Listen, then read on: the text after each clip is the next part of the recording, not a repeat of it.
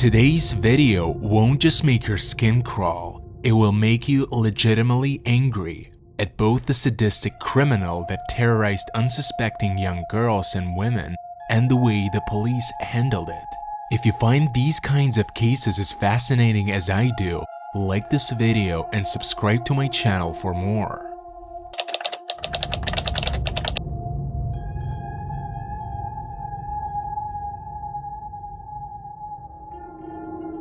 On the morning of April 9th, 2003, a woman named Terry Carncross arrived at her job at a recycling center in the small town of Manlius, New York, near Syracuse, when the phone suddenly rang on her desk. People often called her office to ask for information, but this call was special. The voice on the other end of the line, which belonged to a girl named Veronica, told Terry that her sister Ellen had called her from that number just a few minutes earlier and that she'd been missing for months. In her short conversation with her sister, Veronica only managed to learn that she had been kidnapped by an elderly man. Ellen had spoken in a barely audible whisper, and Veronica could hear a male voice in the background. The kidnapper was probably next to her. "Can you call me back?" she had said. Maybe. Ellen replied. "Can you write down my cell number?" Yes. What is it? Veronica gave her sister her cell phone number, and Ellen hung up immediately. According to her caller ID, the call had come from FM returnables. She dialed this number and Terry answered. Veronica described her sister as a 16-year-old African-American girl. Terry thought about it, and then it dawned on her. A young girl had left the store with an elderly man, a regular customer who often brought her glass bottles, just a few minutes earlier. Terry also recalled how the man had said, according to various sources either to Terry herself or to his companion, that they would first go to the pet store and then to Fayetteville Dodge, a car dealership. Terry called the police. That's when Veronica's cell phone rang. It was her sister again. She said she didn't know where she was, but her kidnapper had a yellow car. Veronica ran out of the house and went to Manlius to save her sister. The police officers who arrived at the garbage collection point decided to go straight to the car dealership, and they got there just in time. There was a yellow car parked outside with a teenage girl and a man in his 60s in it. The police approached this suspicious-looking couple, and before they could say anything, the girl rushed to the officers with tears in her eyes. "Thank you. She exclaimed through her tears. Thank you for saving my life." Ellen threw herself into the arms of a surprised female officer and without holding back her emotions, told the police the man she had been standing next to was a dangerous criminal who kidnapped her and kept her at his home and raped her for 6 months. He had introduced himself to her as Andrew, but when the police checked his ID, it turned out that his name was John Jamelski. A terrible discovery awaited them. A serial rapist and kidnapper had been terrorizing the city, and several other girls had already reported something similar. But who was John, and what really happened? John Jamelski was born in May 1935 in the small town of DeWitt, New York, a wealthy area with an average income of over $60,000. He was a quiet, shy, and inconspicuous child.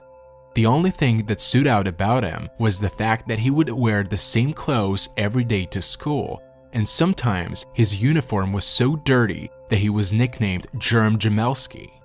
He excelled neither academically nor athletically, and after graduating high school in 1955, he studied to be a watchmaker, which was his father's occupation, before joining the army. According to him, in this period of his life, he had been a real man's man. He had at least 10 girlfriends and was the most popular guy on the military base. You can decide for yourself whether or not to believe this ugly duckling story, but in 1959, he married a school teacher named Dorothy, and they had 3 sons, Paul, Eric, and Brian. John worked as a baseball coach, a store clerk, and a carpenter, And despite the fact that their family was doing well, he was extremely stingy. So much so that he would go to the local library and ask the librarians to cut out coupons from magazines for him. He collected all sorts of garbage, like glass bottles. He had about 13,000 of them, and would drive around the evening city looking for new items for his collection. It wasn't poverty that forced him to do this. He seemed to just like it. He certainly had enough money already. His parents had left him a good fortune, a whole house to which he moved with his family, stocks and bonds, and a collection of watches, several of which cost around $40,000. John was not stupid, and having sold his watch collection, he invested in real estate in California. According to some estimates, Jamelski was actually a millionaire. He told his sons about his childhood and youth, often embellishing the details. For example, he said that he was very popular at school and played sports. And then, in the early 80s, he was arrested trying to illegally enter someone's house. It was an all-around odd situation. He was driving his car around the neighborhood as usual and noticed that the lights were off in one of the houses. Memorizing the name on the mailbox, he went to the supermarket and found a telephone book. When he dialed the number, no one answered. Then he walked to the house and was about to climb into the window, but the owner was home and saw him. The police arrived and arrested him, but his motive was unclear. Why had he found it so important to break into that house?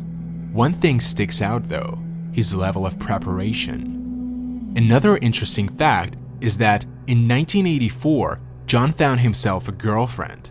Sure, he had a wife already, but he invited a 16-year-old girl named Debbie to live in his house. His wife, of course, protested, and one of his sons, likely the youngest because the rest had already moved out, punched him in the face for having a relationship with a teenager. Everyone in his family thought it was strange and crazy, but in the end, they turned a blind eye to it. They found it easier to ignore many things. In 1988, John's wife Dorothy developed cancer and became bedridden, and that was how she spent the next 11 years. He claimed this is when his lust for kidnapping began. Now that his wife could no longer satisfy him, he had to adapt. He started wearing modern clothes, grew out his hair, used slang, and tried everything possible to make himself look younger.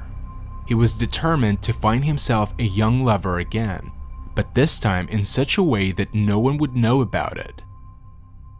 In September 1988, as 53-year-old John was driving around looking for bottles, he saw a teenage girl. He rolled down the window and struck up a conversation. Modern music was playing in his car, and he looked and spoke like he was younger. So when he offered to give her a ride, she agreed. Her name was Amy, and she was a 14-year-old Native American girl. When she got into his car, he sped off to his mother's house and locked her in a small shed that housed pumping equipment. There was no light or heat. He took several Viagras, undressed Amy, and raped her. And he did this every day for 6 months. 6 months. It's impossible to imagine what she went through, but it was only the beginning. In those 6 months, John and his son built a doomsday bunker in their yard, which he claimed would be just a food cellar. In reality though, he had no fear of Judgment Day, and his only interest in canned food was the cans. It was in fact an underground torture chamber. 2 rooms about 10 to 13 square meters each, and a height of 2 meters. The entrance was through an iron door in the basement that led to a narrow crawl space to another door, which finally led to the so-called cellar. The first room was smaller and served as a bathroom, which was just a bucket with a seat, and the tub that was not connected to any sewer. The second room was the bedroom, a piece of foam rubber on the floor. There were no windows. The walls were concrete and buried under a 2-meter layer of earth. No one could hear the screams. John brought Amy there from his mother's shed and shackled her ankle. Her family, of course, was looking for her, but the police couldn't do anything. They thought she was just a runaway. This cellar was almost always pitch black so that John could control the mental state of his captive. When you can't tell day from night, you lose track of reality. He returned every day after taking Viagra. Sometimes he brought her leftovers and a bottle of water for 2 days. She was allowed to bathe only once every 2 weeks and only with water from a garden hose that he left in the dungeon. He then poured the water from the bathroom directly onto the concrete floor. Because there was nowhere for it to go, the room, which was practically airtight, was filled with moisture, and soon mold began to grow on the walls. John told Amy that his name was Luther and that he was in a sex cult, along with many powerful politicians and famous people, including police officers, who would come to his house for sex. According to him, there were other girls in the house, some of whom were upstairs. According to John, his boss would decide when she was ready to face him, and that would depend on how well she behaves with John. The less she resisted, the sooner she would meet him. Realizing all this, she completely submitted to him. It's hard to imagine her condition because, among other things, he forced her to drink alcohol. He also demanded she keep a diary and write down everything: when she brushed her teeth, when she took a bath, and when he assaulted her. Days passed, merging into weeks and months. Sometimes he brought her small gifts, as if she was his girlfriend: candy, flowers, and food.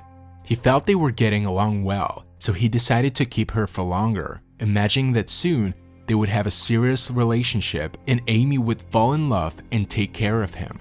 All this time, she slept for 20 hours a day, not knowing whether it was day or night, and suffered from constant anxiety and fear. She spent days in a drunken stupor on her foam bed. Once John brought a Bible to his dungeon and forced Amy to read it to him every day, after which he would tell her to undress and not resist. Because Amy, according to John, was well behaved, after a few months he allowed her to watch TV. For the first time, she could see what was going on in the outside world. When he turned on the local TV channel, she realized she was in the Syracuse area, but she felt like she would never be found. After all, John had said the police were in on her disappearance, so she thought that she would forever remain in her prison, the sex slave of Luther. The family stopped looking for her when about a year later, John made her write them a letter saying that she was doing well and that she would decide for herself when to return home. In October 1990, Amy called home and talked to her mother. She said that she would be home soon and not to worry, adding that she could not say where she was living and she would explain everything when she returned. You can understand why she didn't tell the truth, considering what John had told her and her mental state. In addition to his story about the cult, he showed her photographs of her own house and her younger brother that he had taken himself. He used them to convince her that he had connections, and if she tried to escape, he would come for her and her family. Moreover, he had taken them when he entered the house, pretending to be a real estate agent who was sent by the landlord. The girl's mother let him in, not knowing what he was doing to her daughter every day. It's not clear why she didn't call her landlord and ask who that strange guy was. After 2 years, John announced he was taking her to California. He blindfolded her, escorted her to his car, and had his unsuspecting son drive them to the airport. How could his son agree to all of this given his father's history? John told him the girl's family had asked him to keep an eye on her because she had weight problems, and they wanted her to lose a few pounds before she returned home. And he bought it. He knew about his father's passion for teenagers. He had built a whole bunker with him, and now he was driving him in a car with a blindfolded girl to the airport. And he never said a word against him. "My father was always a little strange," he would note later. John and Amy flew to Lake Tahoe. They went to a casino, ate out in restaurants, and went sightseeing. About a week later, he decided it was time to go home. Or more precisely, it was time to send Amy home. He bought a ticket to New York and took her to the airport. She flew back to Syracuse. It wasn't a trick. He didn't follow her or kidnap her again. He just let her go. When I first read about this case, I thought, well, they might have caught him after that. But the 16-year-old girl didn't tell anyone about what had happened. She pretended she just ran away and lived with friends for almost 2 years. Her mother and father didn't believe her, and they were just happy to see her again. Fearing every shadow and unlit street, Amy would carry this terrible secret for another 13 years. What about John? He lied low. His mother died in 1990, found at home without heat or food. She died a natural death, as they say, from old age. But why was there no heat? Why did her son allow her to reach such a state? Could she have been another victim upon finding out what he did to Amy? In May 1995, John, driving around the neighborhood again, noticed 14-year-old Barbara. She was Hispanic. He got her to get into his car by saying she could earn extra money delivering a package. It would take an hour at most. She would just have to get it from a basement. Upon entering the dungeon, before she realized what was happening, her leg was chained and the iron door was slammed shut. She found herself in a dark room, quiet as death, all alone, and she began to scream, trying to remove the chain, convinced that Matthew, as he had introduced herself to her, was going to kill her. But no one heard her. Enraged at her resistance, he gave her 3 prescription sedatives, and soon she lost consciousness. When she woke up, she was completely naked. John took some Polaroid photos which he claimed he would send to his boss. Then they would be sent abroad to find a buyer for her. A few days later, John brought her a sweatshirt and removed the chain from her leg. He said that she would have to satisfy him every day and drink a gallon of water. He took a blood test for diseases. Days turned into weeks. At some point, John brought her blankets and some hygiene products. At first, he fed her fast food, but over the next few weeks, he began bringing healthier food. He later brought a radio to the bunker so she could listen to music. One day, he showed her recent photos of her mother, brother, and sister, saying his bosses would kill her family if she told anyone about what had happened. Convinced that she would be killed or sold into slavery, Barbara fell into severe depression and started having suicidal thoughts. Perhaps it was upon seeing her this dejected that he decided to let her go. Out of nowhere, he told her that his superiors had given him permission to release her. She got dressed and they went out to his car. He had her lie on the floor at the front seat, so she couldn't see where they were going. Less than an hour later, the car stopped and John opened the door. "Get out," he said. Barbara leaped out of the car and couldn't believe her eyes. She was standing right in front of her mother's house. Her 13 months of terror were over. Even though John threatened her, she told her mother everything. Her mother tried to convince her to go to the police, but Barbara refused. She told her over and over again, "You need to go to the police," until she began to notice the same car parked outside every now and then. It would slowly roll down their street, and the driver, a man 50 or 60 years old, would peer into the windows of their house. Realizing that they were being watched, she stopped telling her daughter to go to the police, and Barbara kept the terrible secret at the dungeon. He found his next victim in August 1997. 53-year-old Celeste, a refugee from Vietnam who hardly spoke English.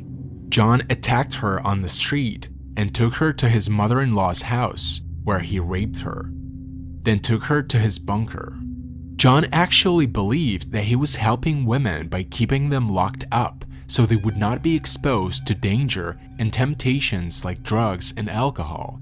Whatever you say, pal. She would sing to me, he later said of Celeste. She had the most beautiful a cappella voice with no accompaniment or whatever. It was absolutely beautiful.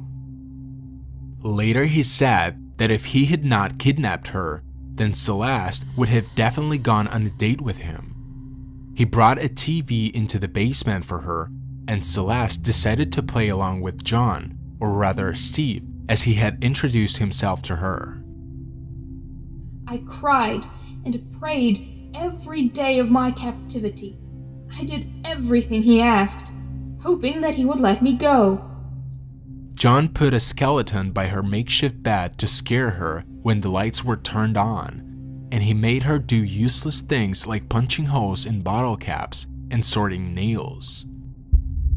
9 months later, in May 1998, he told her that he would release her. He blindfolded her and they drove away in his car. He let her out at a bus stop on Erie Boulevard in Syracuse. Celeste, unlike the previous girls, went straight to the police.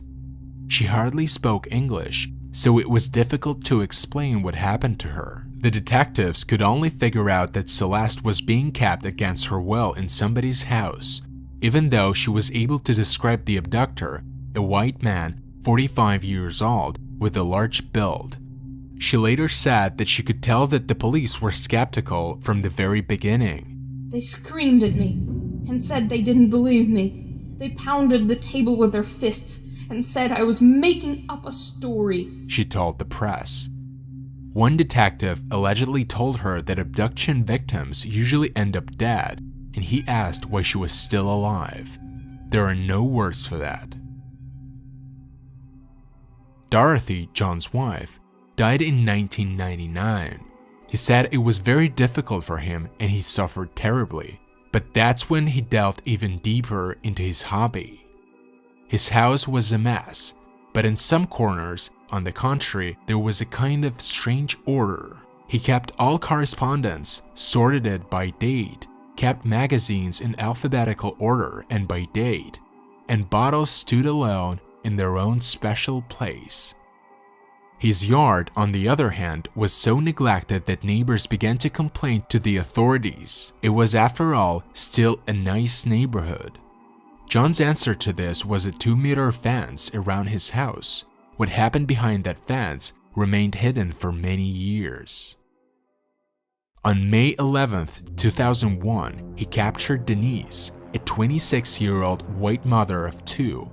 Not missing out on the chance to add a white woman to his collection, he grabbed her while she was on her way to meet a friend on the same street where he had attacked his first victim. Her resistance and the bad weather made it difficult, but somehow he managed to get her into his car. Her being white wasn't the only reason John chose her. As I drove by, he later told reporters, I just saw her, and she was my wife when my wife was 26, and she was 26 at the time. It was ironical. Once in a dungeon, Denise was not about to put up with imprisonment. She came up with a plan to attack him, but she had no idea what was waiting for her outside the door, and she couldn't open it even if she did. John had thought of everything. After entering the cellar, he locked the door behind him with a combination lock, so it would be impossible to get out without knowing the code, and killing him would be pointless. While in her concrete cage, she began to study the graffiti, finding women's names and realizing it had been done by other girls. From time to time, she heard muffled cries and couldn't figure out where they were coming from. What she didn't know was that the screams weren't real. John was just blasting recordings. He told her that he was working for powerful people who would never go to jail even if she was rescued. He even showed her a police badge and told her there was no one to help her. Denise, in desperation, beat the walls with her hands until they were covered with wounds. However, her resistance paid off. John grew exhausted and released her after less than 2 months. One July night, he went into the bunker and told her that she could go home. He made her put a hoodie backward so she couldn't see anything. She assumed he was going to kill her, but he didn't. After fidgeting in the car for 20 minutes, John untied her hands and told her to go outside. She found herself in front of her mother's house in Bridgeport. Denise and her family reported the kidnapping and rape to the Onondaga County Sheriff's Office in May. Detective Jack Schmidt was put in charge of the case. Only 27, he carried himself like he had already seen it all. But when he took Denise's testimony, he was blown away. 2 months of daily violence, a concrete dungeon, little food and water. He couldn't believe it. Denise, however, described her villain in detail. White male, 45 to 50 years old, with gray hair and a birthmark on his forehead. She also remembered he drove a Mercury Comet, saying it was a 1974 model. The car she described, however, was not found in the database, which according to the police discredited her story. Apparently, they didn't think to expand the search to a model of another year, maybe 1975, or who could even tell the exact year a car was made in. This police department had no idea about Celeste's case because she had gone to the police in another county, and the rest of the girls hadn't reported it at all. Denise also described the house John had taken her to that night in May, and described the concrete dungeon in detail, including the tub, the garden hose, the toilet, the makeshift bed, and all the graffiti. "Wall of Thugs" was written on one of the walls. However, nothing convinced the investigator. According to some reports, the police didn't believe her because she had written a letter to her relatives in which said that she was in treatment for addiction. Nobody suspected that John had forced her to write it. Thanks to this, in October 2002, John was able to kidnap his last victim, Ellen. He did it the same way, by driving up to her in his car.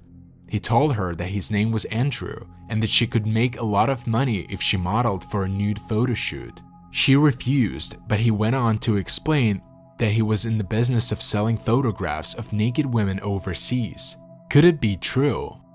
Soon Ellen ended up in the bunker. In the first week, she was eating crackers and drinking Kool-Aid. John would suddenly enter and leave without explanation, so she couldn't assume to know what would happen next. He told her that his job required him to report to his boss about his sex life, so she would have to keep a diary. They would discuss each act of violence, her behavior, and whether John and his boss were pleased with her. The only way to get out was to behave herself. John photographed her naked and showed her pictures of other girls. Over time, a strange thing happened in John's relationship with Ellen. He began to feel a real emotional attachment to her and started to trust her, letting her out of the bunker and into the house and even outside under his supervision. She managed to convince him that she was an ally and they would even go into business together. He trusted her so much that one evening in March 2003, he took her to Freddy's Bar and Grill, owned by a local who knew John well. He often saw him rummaging through garbage cans. But now he was at the bar with a young black girl, and when the music started, Ellen asked to sing karaoke. John resisted at first, before finally agreeing. She took to the stage with him and sang in front of the entire audience. The crowd became uncomfortable. It was clear that something was off. But since Ellen didn't ask for help, they pretended like they didn't notice. By the following Sunday, April 8, 2003, John had collected a large number of bottles and decided to exchange them at FM returnables. He loaded up his old car, pulled Ellen out of the bunker, and they drove to the garbage collection center. Terry Carncross, who was on duty when they got there, just happened to be the wife of Jamie Carncross, the man who had delivered concrete to John for his bunker 15 years earlier. It really is a small world. When John entered the building, Ellen took her chance. She told him she wanted to call the local church to find out what time the service would be. He let her use the phone while he unloaded the bottles from the car. Instead, she dialed her sister's number. The police reacted. She was rescued and he was arrested.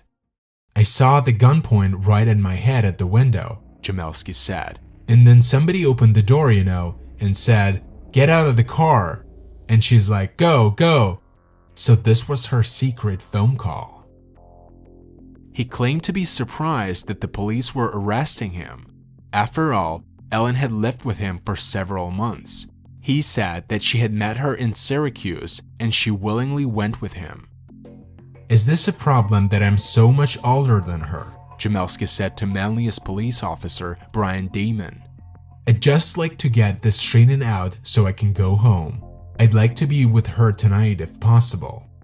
We're also planning on going to my 50th high school reunion together," he told Officer Damon. "I can't wait. Everyone's gonna be like, wow, John, look at you two. That's great." Ellen went to the police station with the police, and on the way they went by John's house and she recognized it. The police, without a warrant, broke into the house and found the dungeon. For all they knew, there were still girls being held there. One of the officers who broke down the door to John's house happened to be the same Schmidt who hadn't believed the previous victim. When he got into the bunker and saw the inscription "Wall of Thugs," his heart sank. Denise, whom he had turned away, had been held there.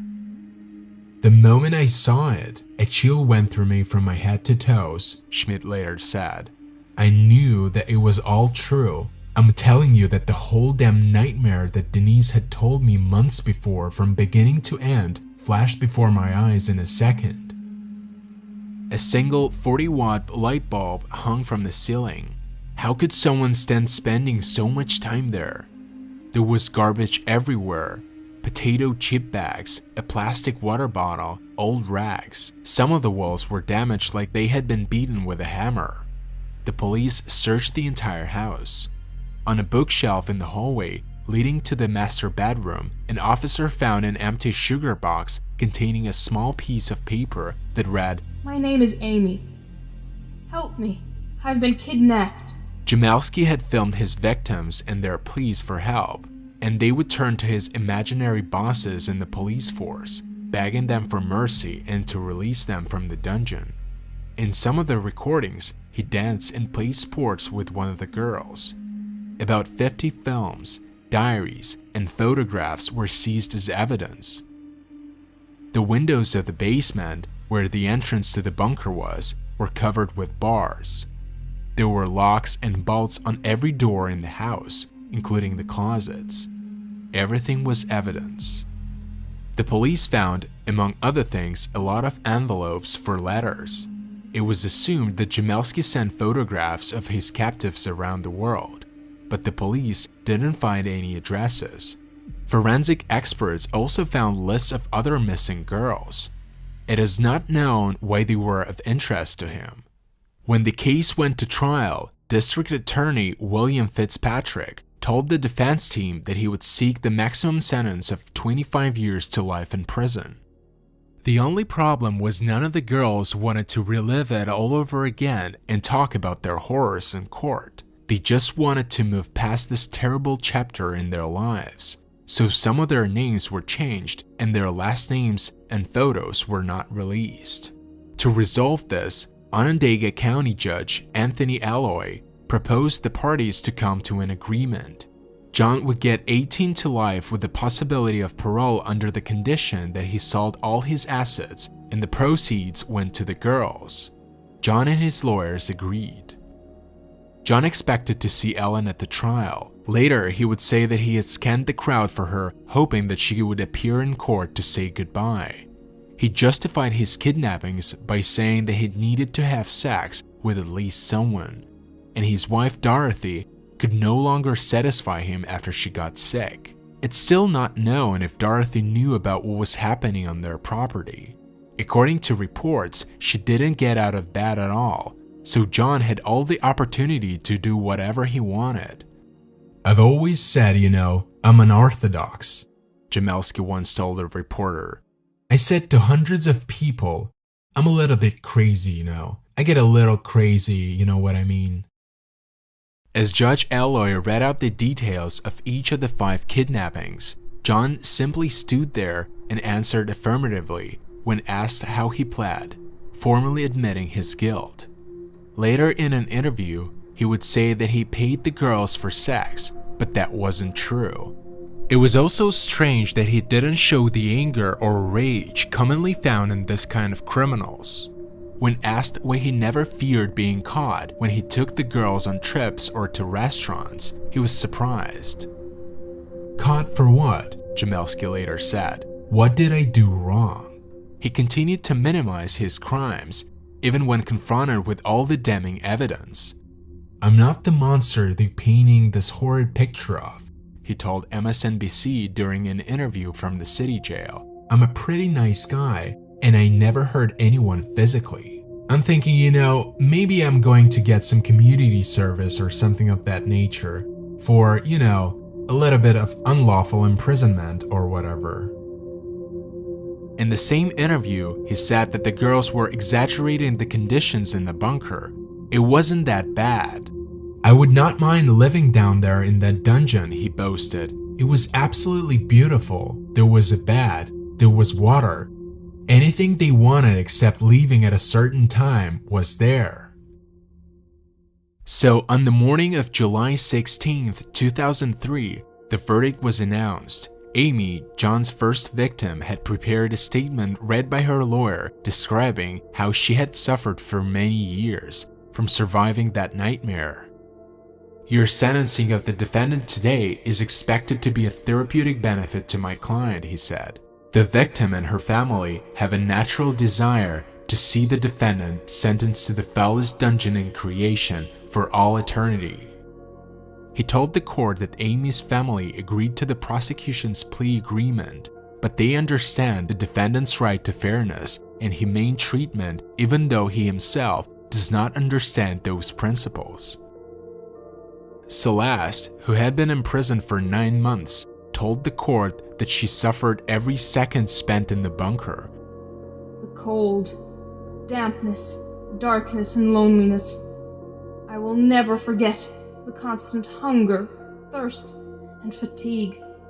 The thought of death. Would it be better than the life I was being put through? I cannot speak of the terrible things he did to my body and made me do to his. Denise, who had been in the bunker for 2 months, also prepared a statement that was read out in court. She said that all this time she lived in fear. She was afraid of the dark and older man. I also have horrible dreams at night. I cry out and jump in my sleep. I have lost a job and several friends due to his actions and what he has done to me. John Jamelski is a sick and evil old man and should be punished. He has no right to take away my freedom, my right to breathe fresh air, or my right to be treated like a human being. Ellen's statement was read by her sister. She wrote that she hated her captor and lived in fear every day she was kept in his dungeon. The nightmares I have, remembering how I had to fulfill your sick fantasies, making disgusting videos, being humiliated, never having any privacy, being chained to a fence like a dog. The only thing that got me through this horrendous nightmare was my strong faith in God, praying every day that He would help me go home. You are the sickest man I have ever known. When all the statements had been read aloud, Judge Alloy ordered John to stand. "You're a sick coward. You're an evil man. You're a kidnapper and a rapist, a master manipulator of people and the truth, but your reign of terror is over." The judge sentenced him to 18 years to life in a state prison. "Mr. Jamelski, there is no question in my mind you should die in prison for what you've done to these 5 women." John was asked if he had anything to say. He cleared his throat and spoke in a trembling voice. "I'm just truly sorry for what I did," he said, crying. "I've had a lot of time to think about it, and I'm just very sorry for what I did and for how it affected everyone, and God bless all of them." But no one was moved by his statement. John's house was sold in 2005 for $100,000. The dungeon was dug up and destroyed. His collection of over 13,000 bottles was sold online in 2003 for just $500. It was bought by a collector from Pennsylvania who considered it a good deal. John's shares and his other investments were liquidated. All of his property in New Mexico, Florida, and California was also sold, and the proceeds were equally divided among all the victims. The exact amount paid to the victims was not disclosed. John is being housed at Clinton Correctional Facility. However, he also has the right to parole, and his first hearing took place in 2020, when he was 85 years old. To earn some sympathy, John asked his lawyers to note that he often allowed the girls to take a bubble bath. This, according to him, meant he should be released, even though his victims had a bucket for a toilet and their water was dumped on the bathroom floor, causing them to inhale mold spores. Jamelski also boasted that he bought one of the girls food from McDonald's and Burger King when she asked for it, and also allegedly gave her $200 when he took her home. However, this was not enough to secure his release. His next hearing is scheduled for December 2022. It'll be interesting to see what he comes up with for that. In prison, Jamelski gladly gave out interviews considering himself a completely normal person. He went on to say that he didn't know it was wrong to keep girls in a bunker. However, according to the latest news, he seems to have started to understand that he committed a crime, perhaps as a result of his age and nearness to death. In any case, it's blatantly obvious that if the last victim had called the police, Jamelski's case would have remained unsolved. The police would certainly not have believed her. Ellen knew that if she called her sister though, she would come to the rescue, and that's exactly what happened. It's also interesting that we still don't know the exact number of victims. Perhaps there were many more, because no one wanted to relive their horror and humiliation to an uncaring police officer. Kidnapping victims are usually dead. Can you imagine what a girl who survived daily rapes and imprisonment in a wet basement felt after hearing that? For this reason, I haven't named names or shown photographs of the victims. Anonymity is key to getting their lives back together and ceasing to be simply victims of a maniac. What are your thoughts about this case? Is there anything you'd like to add? Leave a comment down below and share the video with your friends. And until next time, stay safe.